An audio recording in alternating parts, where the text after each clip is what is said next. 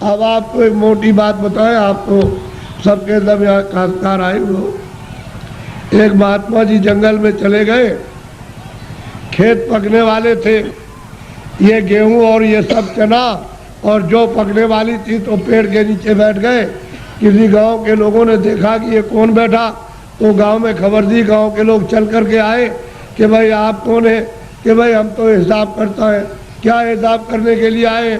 कि मुझे किसको चना देना, किसको गेहूं देना, किसको अरहर देना है और किसको कितना मटर देना, ये हम फसल लिखने के लिए आए। फसल लिख लेंगे तो कह लगे आपका हिसाब कब करोगे? कह लगे जब काट कूट करके ले आओगे और जब तुम मार मूड़ करके गेहूं चना मटर अरहर निकालोगे तो मैं हिसाब करने के लिए आ जाऊंगा, मुझे जिसको जितना देना है उतना ही। तो उन्होंने लिख लिया। तो लोग पूछ रहे कि हमको कितना देना है, 40 मन, 80 मन, 100 मन, 60 मन, सबने लिख लिया, अपना लिख करके लेके चले गए। और जब खेत पका, पकने के बाद तो खलिहान में ले गए, तो एक आदमी ने सोचा ये सब झूठी बात है, ये कोई लिखा पढ़ी नहीं करने आता है। उसने क्या काम किया, रात को हसिया लिया, उसके खेत में से 4 गट्ठा गेहूं उसके खेत में से काट करके अपने खलिहान में जमा कर लिया। उसका तो इतना खेती में होता नहीं था और तमाम गेहूं जमा हो गया दूसरे की चोरी करके। तो जब वो आ गए बेचारे, खेत काट काट करके खलिहान में ले आए और भूसे को अलग किया, अनाज को अलग, तो महात्मा जी आ गए और बैठ गए। लोग दौड़ पड़े कि महाराज हमको कितना देना, तो लिखा था 40 मन और 80 मन और 60 मन और 100 मन और इतना देना। चोर चोरी कर ले आया था, वो आया, कह लगे महाराज हमको कितना देना है? कि तुमको 25 मन। कह लगे तोल लीजिए। तो जब तोला गया तो किसी का 25 मन, ज़्यादा एक दाना नहीं, 60 मन, किसी का 40 मन, किसी का 100 मन, सबका जितना जितना लिख लिया था सबका। चोर बोला अरे महाराज ये मेरे कांटे लगे, मैं रात को कांटों में जंगल में गया तो बमूल के कांटे, बेरियों के कांटे, खून निकल आया, ये पैर फट गए और मैं उसके खेत में से काट करके ले आया। उधर से जो काटी, मटर काटी, अरहर गेहूं काटा, वो किधर चला गया? अरे कह लगे बच्चा ये मेरे पैर में भी ये कांटे लग गए, ये देखिए लगे हुए कांटे। कह लगे आप क्या करते रहे? कह लगे तू काट कर के ले आता था, वहाँ जमा करता था और मैं यहाँ से जब चला जाता था घर में तो गट्ठा उठा करके उसमें खेत में पहुँचाया करता था। मुझे देना उतना ही है जितना तेरे हिसाब में, और तूने जो ये चोरी की है, ये कांटे तेरे लगे और तकलीफ हो रही है तो तेरी सजा और चोरी की सजा अलग मिलेगी। वो जो तुमने चोरी की है उसकी सजा अलग, और ये कांटे लगे, खून निकल आया, इसकी सजा। तो कहने का मतलब ये है तुम मन का धन कितना भी खेत काट कर, जमीन लेकर, ये करके, चोरी करके, डकैती डालकर, रात को छीन करके कितना भी अपना धन घर में ले आओ, लेकिन वो जो हिसाब करता जो कर रहा वो बैठा हुआ वो सब उसके यहाँ पहुँचा देगा। आपको कुछ मालूम रहेगा? आपको कुछ नहीं। हमने चोरों से पूछा भाई कितना तुमने चोरी की होगी? हमारे पास चोर भी आते, साहब कह देते हमने चोरी की, तो कितना कह लगे 1 पैसा नहीं रहा, सब चला गया। डकैत आए, डकैत से पूछा भाई तुमने डकैती डाली तो कितना जीवन में तुमने लूटा होगा? कह लगे कई करोड़ का। किधर गया? कह लगे 1 पैसा नहीं, हमारा घर का चला गया। घर का गया। तो कहने का मतलब कि हिसाब करता बिल्कुल सच्चा है, जो पाप का भी हिसाब करता है, पुण्य का भी करता है, ये सब, और उसका ब्याज वो सब आपको देना, वो दूसरे को किसी को नहीं देना। इसलिए ये मनुष्य शरीर अनमोल है, ये बार बार नहीं मिलता। आपकी बार परमात्मा को प्राप्त करने के लिए इस जीवात्मा को इस जड़ से, इस शरीर से निकालने के लिए आपको ये दिया गया, और उसने कह दिया है कि मैंने तुमको साफ सुथरा मकान दिया है, जैसा हमने दिया वैसे हमको दे देना। फिर जब वो खड़ा हो जाएगा और तुमने गंदगी भरी तो फिर तुमको मार मार करके इतना मारेगा कि तुम्हारी नस नस को तोड़ देगा, और इतनी पीड़ा होगी कि जन्मत मरण दूसरे तो कोई, जमने मरने में अत्यंत पीड़ा होती है। और उसको निकाल के बाहर करेगा और कहेगा चलो हिसाब कराएं। हिसाब करेगा तो तुम्हारा बताएगा देखो इतनी चोरी की, इतने जानवर मारे तुमने, इतना धोखा दिया, इतने बेईमानी की, तुमने कोई भी पुण्य नहीं किया अपने जीवन में, और चलो इनको ले जाओ उस नर्क में डालो, वहाँ जाकर के उस योनि में बंद करो। तो बताओ आप क्या करोगे? बोलो आप करोगे क्या? उससे बच जाओगे? इसलिए जिन जिन देवताओं की आप पूजा करते हो उनसे ये प्रार्थना करो कि हमको ये सद्बुद्धि दो कि हम, मतलब ये है कि कोई धोखा, किसी को बेईमानी ना करे, धोखा न दे और अच्छे काम करे। सद्बुद्धि रहेगी तो अच्छा काम करो, आप मेहनत का काम करो, बच्चों की सेवा, आएगा एक सत्कार, और फिर उसके बाद भजन करो कि भजन करने की हमको सद्बुद्धि दीजिए कि कोई महात्मा मिल जाए या आप ही मुझको रास्ता बता दीजिए तो मैं भजन करने लगूँ। तो महात्मा कोई ना कोई मिल जाएंगे, वो रास्ता बता देंगे मनुष्य मंदिर में। तुम फिर भजन सच्चा करना अपनी जीवात्मा से परमात्मा का, तब देखो दिमाग ज्ञान चक्षु खो जाएगा। और यही से बैठ करके रोज स्वर्ग जाओ, रोज रोज वैकुंठ जाओ और वहाँ ब्रह्मा से मिलो और विष्णु से मिलो और शिव से मिलो। लेकिन आप बाहर से इन चर आँखों से आपको क्या पता है, इधर से गए उधर धोखा देने लगे, उधर किसी का खेत लूटने लगे, किसी को मारपीट करने लगे, तो फिर देवता की पूजा क्या हुई? ये मनुष्य शरीर फिर नहीं मिलेगा आपको, बोला दे दिया गया। इसलिए इसको बचाओ। अभी तक जो कुछ भी किया है गुनाह, अब उनको तो छोड़ दो, अच्छे काम करो, अच्छे काम करो, जीवात्मा को जन्म मरण से बचाओ, 84 से नरकों से, नहीं तो ये जाने वाली है। और मनुष्य शरीर ये खाली होने वाला, ये तो किराए का मकान है। ए बच्चे बच्चियों, ये किराए का मकान है, वो ये नहीं देखा गया 2 बरस का है, 4 बरस का है, 10 का है, वो 20 साल का है, 50 का, 100 की पूंजी आपको दी जाती है। जिसकी पूंजी खत्म हुई और फिर खड़ा हो जाएगा, निकलो उसी वक्त निकाल के। तुमको खेत में रहोगे, खेत में, बाहर रिश्तेदारी में आ रहे रास्ते में, वहीं पर उसी जगह पर सो रहे हो, उसी जगह खा रहे हो, पूंजी खत्म हो गई, उस जगह निकाल बाहर करें। बताओ फिर आप क्या ले आए थे? अच्छा क्या ले जाओगे बताओ? ये किराए का मकान हमारा भी है, हमको भी ये खाली कर दो, क्या हम ले जाएंगे? हमारा ये भी नहीं जाएगा, इसके साथ कुछ और जाएगा, एक सुई की नोक नहीं जाएगी। जब ये नहीं जाएगा, वो सामान तो वो पड़ा, ये पड़ा, इसको उठा करके उधर जंगल में फूंक देंगे, उधर ले जा करके, और न ये सामान मिलेगा और न ये उससे मिलेगा, न ये उसको देख सकता है, न सामान इसको देख सकता है। ये भी जड़ है और सामान भी जड़ है। तो फिर चेतन में आप बेचारे, चेतन को आपने क्या किया? गड्ढे में डाल दिया। इस चेतन की पूजा तब होगी जब चेतन को जगा लो, जीवात्मा को जगाओ, और दरवाजे पर दोनों आंखों के मध्य में जाग जाए, उसकी गंदगी दूर हो जाए, तब परमात्मा की पूजा करो, तब मिले। सुलभ है, सीधा है, आसान, सब कर सकते हैं, स्त्री बच्चे पुरुष, खेत में खलिहान में, घर में, सुबह और शाम। तुम 1 घंटा समय नहीं निकाल सकते हो 24 घंटे में परमात्मा को प्राप्त करने के लिए, और बस इसी में समय सो करके और खा पी करके बिता रहे।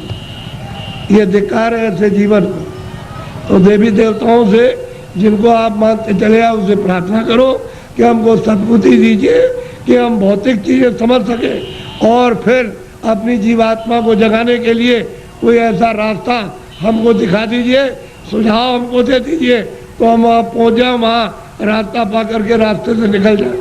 तब ये जीवात्मा की गति यानी होगी छुटकारा, तब इसको छुटकारा होगा, तब मुक्ति और मोक्ष मिलेगी। नहीं तो परमात्मा क्या कुछ भी नहीं प्राप्त कर सकते हो, न देवी देवताओं के पास पहुँच सकते हो, न स्वर्ग वैकुंठ में, न मनुष्य पा सकते हो। तो ये भटकती रहेगी जीवात्मा। जैसे पशु पक्षियों में, वो भी तो जीवात्मा यही है, इसी मनुष्य शरीर से उसमें बंद की गई। ये कुत्ता हो गए, बिल्ली हो गए, गधा हो गए, चूहा हो गए, ये इसी में से गए। अब उसमें भोगने के बाद फिर इसमें आएंगे तो फिर वही काम करो, फिर उसी में जाओ। तो बस यही रहेगा, आना और जाना, रो चिल्लाओ और कोई तुम्हारी सुनवाई नहीं। अरे कोई सुनता है? आदमी को जंगल में मार रहा, तुम सुन रहे हो उसकी तकलीफ को? पशु बीमार है, उनको आप मार रहे हो डंडे से, और चलो चलो, उसको बुखार चढ़ा, सिर में दर्द है, उसको भूख लगी है, प्यास लगी, वो बेचारा, तुम उससे पूछ रहे हो कि तुमको प्यास लगी है, वो बता देगा। अरे मनुष्य शरीर अमूलक है, ऐसा शरीर फिर मिलेगा नहीं। और कोई ऐसे काम, कोई कर्म नहीं कर रहे हो जिससे मनुष्य शरीर पा जाओ। जो भी कर्म करते हो मनुष्य शरीर से नीचे जाने के, चारों खानों में जाने के, और नरकों में जाने के काम कर रहे हो, तब आपको उस समय पर कोई बचाएगा नहीं। न रिश्तेदार, न भाई, न बहन, न पति, न पत्नी, न बच्चे, न बच्चों को माँ बाप, कोई न धन न दौलत, कौन इसको बचाएगा? सब ये अलग अलग पड़े, सब अलग हो जाते हैं। इसलिए आप लोग थोड़ा सा कुछ समझ लो कि मैं किस लिए आया हूँ। यहाँ आपके बाईपास पर मथुरा में सत्संग होता है, तो आप जरा सा वहाँ थोड़ा समय दे करके समझ लो। अगर अच्छी चीज़ मिल जाए तो ले लो, और नहीं अपने घर चले जाओ।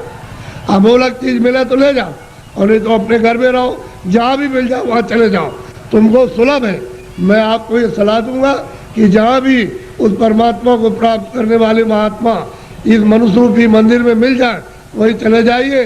तो ये खड़ेर हो गया है, ये मंदिर, ये मनुष्य मंदिर खड़ेर है, इसमें सब बुरी बुरी चीज़ें भरी है, और उनके द्वारा ये निकल जाएगा तो साफ सुथरा, बड़ा सुंदर, बड़ा अच्छा लगेगा उस समय पर। और जीव आत्मा जाग जाएगी तो जगमग जगमग जगमग अंधेरे का नाम नहीं रहेगा, बाहर भी उजाला, अंदर भी उजाला।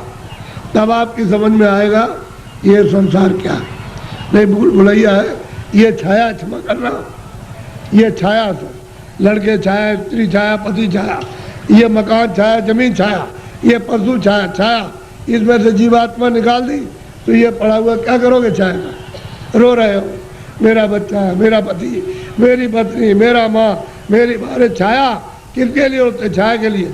उस जीवात्मा के लिए रोए, उसके लिए सोचा कि इसके अंदर कौन है। अरे भाई मन नहीं, बुद्धि नहीं है, चित्त नहीं, शरीर नहीं, हाथ नहीं, पैर नहीं, आँख नहीं।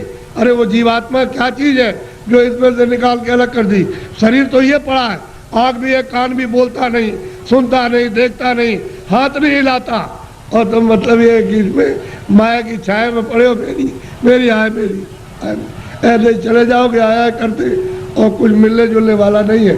इसलिए महात्माओं का सत्संग जरूर सुनो। वो ये नहीं कहते पूजा करो आप देखो, लेकिन उनसे प्रार्थना करो हमको सद्बुद्धि दो, सद विचार दो हमको, और हमको अच्छे कर्म का रास्ता मिले। हम चोरी चमारी इसको बंद कर दे, हम झूठ बोलना, धोखा देना, बेईमानी करना, हमारा काम, हमारा क्रोध, हमारा लोभ, हमारा मोह छूटे। और हमको कोई मिला दीजिए किसी से जो मनुष्य शरीर में आकर रास्ता बता नहीं, आप बता दीजिए। देवता से कहो आप ही बता दो कि ये रास्ता जाने का है भगवान के पास। अगर नहीं बता सकते हो तो फिर किसी महात्मा से मिला दो।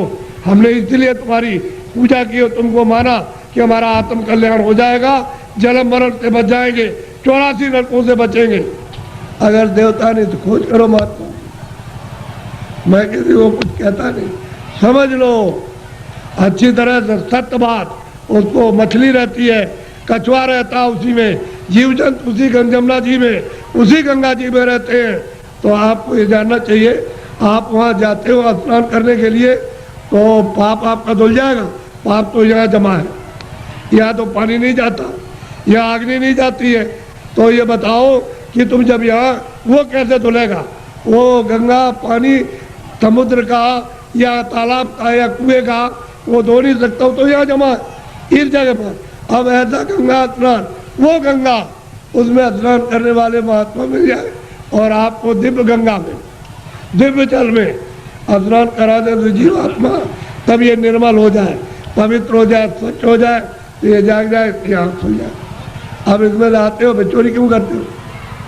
इसलिए करते हो कि जमुना में हम नहा लेंगे तो हमारी फिर चोरी माफ हो जाएगी। चोरी और माफ नहीं होती, वो तो यहाँ जमा, यहाँ पानी नहीं जा सकता। ये तो शरीर के नाके पर, जीवात्मा शरीर में नहीं है। जीवात्मा शरीर के बाहर, ये यहाँ नहीं है, नाक में नहीं, और मुंह में नहीं है, हाथ और पैरों में नहीं, ये दोनों आंखों के ऊपर बैठी हुई है। बस ऊपर में गंदगी उस पर डाल दी, इसलिए रुकी पड़ी हुई है। गंदगी को हटा लो, बाहर निकल जाए, छोड़ दे मकान को, जीते जी छोड़ दे।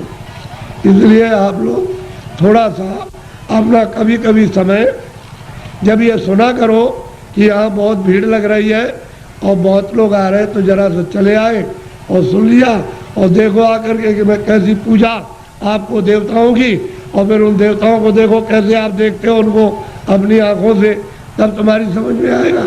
ऐसे क्या समझ में आ जाएगा? अंधेरे में रहोगे तो अंधेरे में जन्म हुआ अंधेरे में पालन पोषण हो रहा, अभी फड़फड़ा के अंधेरे में मर जाओगे। अभी देखते देखते अब तो बूढ़े हो गए, तो अब क्या दिन का साथ है इस शरीर का। अरे किसी दिन भी तुम रात रात में सोते हुए चल पड़ोगे, आप ले जाएगा आपको। अब कहाँ ले जाएगा उसका आपको पता ही नहीं है। इसलिए किसी का साथ करो, किसी जानकार का साथ कर लो। बहुत साथ कर लोगे तो रास्ता बता देगा कि चलो इस रास्ते से चलो, वो बस चल दो रास्ते से, तो आपको मंजिल पर पहुंचना अपने घर में। ही तो घर आपका नहीं, ये तो परदेश है। अगर आपका देश होता तो बच्चे रहते, हमारा शरीर रहता, हमारा मकान रहता, हमारी जमीन कोई पुराना नहीं होता, सब नए रहते। लेकिन आपका मकान है ही नहीं, उसने दे दिया किराए पर थोड़े दिन के लिए, बस समय पूरा हुआ निकाल करके बाहर कर दिया, बस खत्म हो गया। यह आपका कोई सामान परदेश है, तभी तो दूसरे के देश में निकाले जाओगे। अपने देश में पहुँच चलो, वहाँ आराम से रहना। कोई जलमता मरता नहीं है, न वहाँ कोई हिंदू न कोई मुसलमान, न दफ्तर है न खेती है न दुकान, न कोई बीमारी न हाल न बच्चे। वहाँ आनंद ही आनंद है। अपने घर में अपने देश में चलो। ये तो परदेश है। परदेश में आकर के कितने जो और कितने जल बीत गए ठोकर खाते, अभी तक किनारे पर नहीं आए और मनुष्य शरीर पाया और फिर उधर ही लौटे जा रहे हो, नीचे चले जा रहे हो 84 में नरकों में। अरे भाई मनुष्य शरीर में आए, ऊपर चलो अपने घर की तरफ। बड़ा सीधा साधा, तो लड़ो झगड़ो मत, प्रेम से रहो। गांव गांव की लड़ाइयाँ बंद करो, उससे आपको कुछ नहीं मिला। जब गांव में लड़ाई हुई तो घर घर में बैर होने लगा, अब घर घर में लड़ाई होने लगी, और घर घर की लड़ाई अब अपने मन से लड़ रहे हो। और सारा जीवन आपने अशांतमय अपना कर दिया, न सोने में शांति, न कहीं जाने में, न कहीं बैठने में, न किसी से बोलने में, और न किसी देवता के पास में। ऐसा तुमने मकान में ऐसा कुचड़ा बढ़ा, बिल्कुल अशांति की ज्वाला जलने लगी। तो लड़ाई झगड़ा बंद करो, मारपीट बंद कर दो आपस में। घर में प्रेम से रहो, सब लोग भाई बहन बच्चे बच्चे सब प्रेम से, अगल बगल में प्रेम से रहो।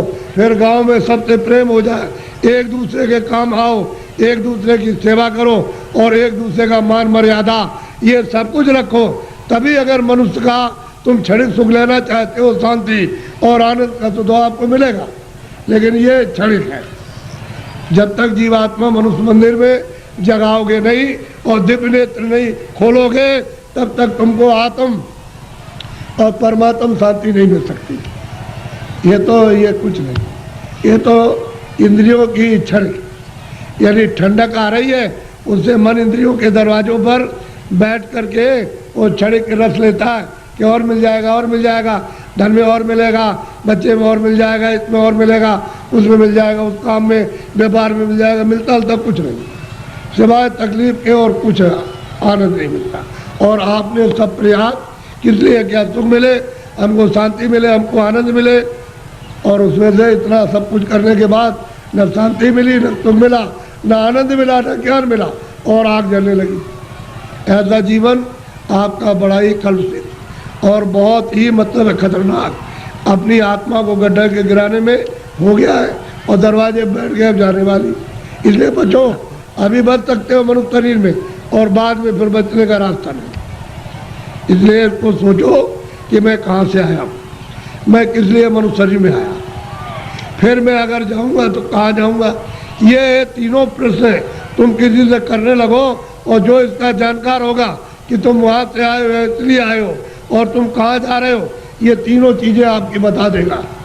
तब आपकी समस्या का, बुद्धि का असल में सच्चा विवेक तब आएगा, और तब समझोगे आप। वो बताएगा देखो ये कुछ नहीं है, ये कुछ नहीं है, तुम कहाँ से आए, बताएगा वहाँ सब कुछ है, यहाँ से वहाँ चलो, वहाँ सब धन है, सब सुख है, सब आनंद है, सब शक्ति है, सब ज्ञान है, और सब सुंदरता है, अमृत वहाँ भरा हुआ, सागर भरा, सब बताएगा आपको। लेकिन जब नहीं मिलेगा कोई, तो जीवन चला जाएगा बेकार, व्यर्थ खो दिया आपने ये जवानी और सुमन शरीर। जवानी भी गई, बचपन तो कुछ कर नहीं सकता है, बालावस्था तो कुछ नहीं करती, किशोर भी नहीं, जवानी में आए, और बुढ़ापा भी कुछ नहीं कर सकता। तो जवानी में मस्ती में, बेकार में, उलझन में आपने खत्म कर दी। अब आगे चलने के देने तो फिर तुम्हारे बच्चे ही जवाब देने लगे, अरे उधर बैठ जा, तुमने जवानी में बहुत कुछ किया। तो आपको हो जाएगी तकलीफ, कहते वो मेरा बच्चा और मुझसे इस तरह से कह रहा, अब वो जवानी का उस पर जोम चढ़ा है, तुम पर बुढ़ापा आके अलग कर देगा, चुपचाप बैठे रहो। घर में जो बहुएं आएगी तुमको रोटी समय से दी और नहीं दी तो शाम को देगी, कभी शाम को नहीं तो सुबह देगी। अब तुम उड़ोगे उसमें कि हमने इतना पालन पोषण किया और ये बच्चे हमारी बात और बहुएं नहीं मानती हैं। एक दुख ये, एक दुख बचपन में कि रोते बिताया आप में, और फिर भी दवा कुछ और मर्ज कुछ है, पीड़ा कुछ हो रही है। वो दवा पेट की, और पेट में दर्द है तो सिर की दवा, और बच्चा रो रहा हाय हाय करता। एक तो आपने वो बिता दिया और एक आपने जवानी, ये आपने उलझन में, और बुढ़ापा आ गया तो रो करके चले जाओ तो कोई काम नहीं आया। न जवानी काम आई न बाल मत, ना आप बुढ़ापे में काम आए। तो जीवात्मा का काम तो आपने कुछ नहीं किया, ये इंद्रियों का काम किया। और इंद्रियां क्या है, अब जीर्ण हो गई, पुरानी हो गई। आँख नहीं काम करती है और कान नहीं काम करते हैं, मुँह नहीं काम करता। अब रो रहे हो, चिल्ला रहे हो, तुम ऐसा मत करो।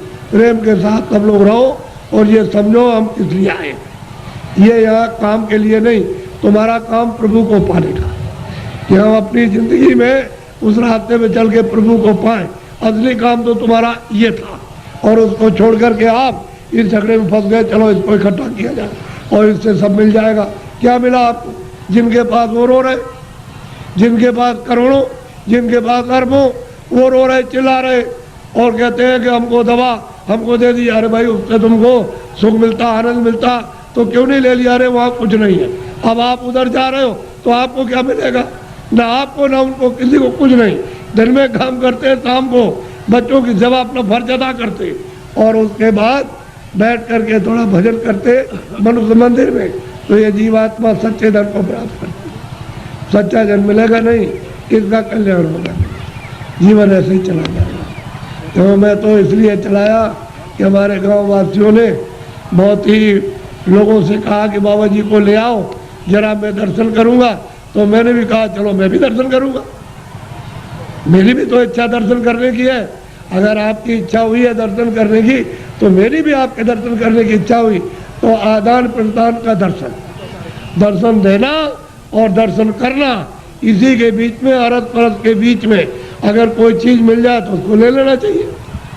कि भाई किसी के पास अमूल्य चीज़ है और मिलती है जो सोने चांदी से बहुमूल्य है, वो अगर उससे मिल जाए तो आपको ले लेना चाहिए।